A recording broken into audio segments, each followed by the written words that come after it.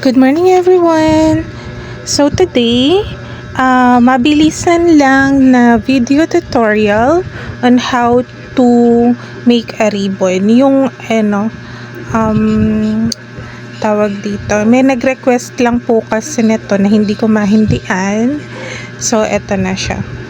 So first, yung ribbon is, of course, ikot natin dun sa bagay na paglalagyan natin. And then, make sure na yung shiny part is nasa ibabaw. Para yun yung nakikita, yun yung nakalabas, yung shiny part. And then, ayan, pasensya na, sobrang bagal kasi kailangan daw mabagal yung gawin kong video para masundan. So ayan, ginupit ko na siya.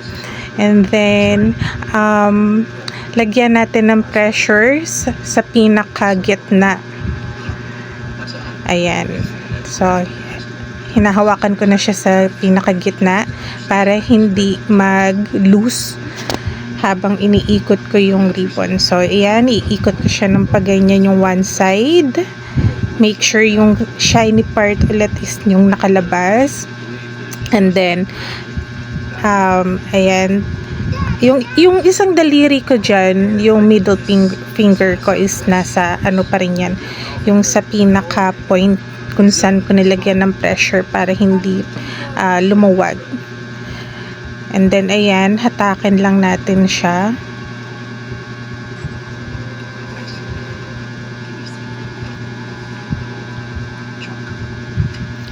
And, pagpantayin lang natin yung lahat ng parts, yung left and right bow, tapos yung left and right tail.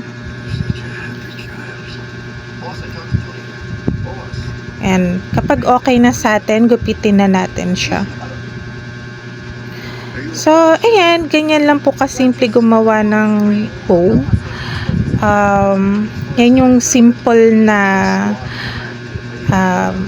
tawag dito, yung simple way. And then, there's the other way, yung ginagawa ko. So, kumukuha pa ako ng isa pang hibla ng ribbon. Ayan. So, medyo tatansyahin ko lang, tapos gugupitin ko na siya. And then, iipit ko siya doon sa pinakailalim. Make sure na yung hindi shiny part, yung nakaibabaw this time. So, iipit ko na siya. So, kailangan mapunta siya sa ibabaw at sa ilalim ng bow, ng original bow. And then, kailangan pagpantayin ko yung dulo. And then, ayan, itatali ko na siya, making sure na hindi magulo yung original bow. So, liliitan ko siya and then, lalagay ko siya sa pinakaibabaw, yung point niya.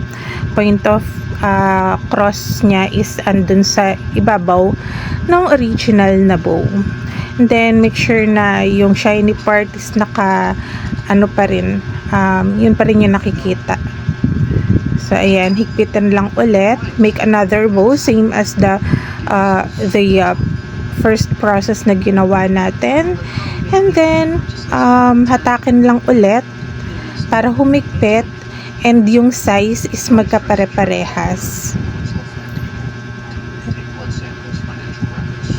Ayan. Kailangan higpitan natin kasi para hindi siya mag-loose.